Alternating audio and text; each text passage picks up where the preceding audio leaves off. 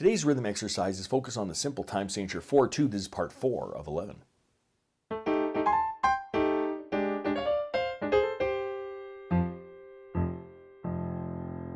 Welcome to my studio, Bach To Basics. This channel is where you can find videos to further your music studies. While I count the pens in my desk drawer, let's read some rhythms.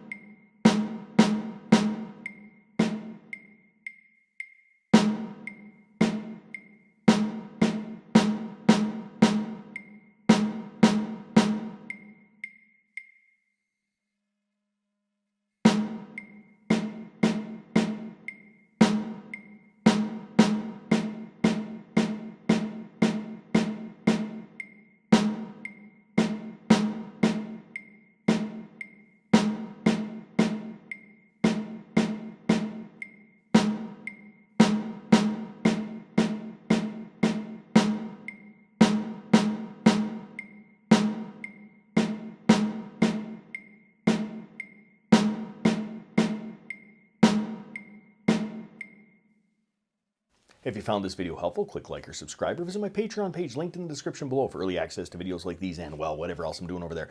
Thanks for watching. I'm just a music teacher having fun. Catch you on the next one.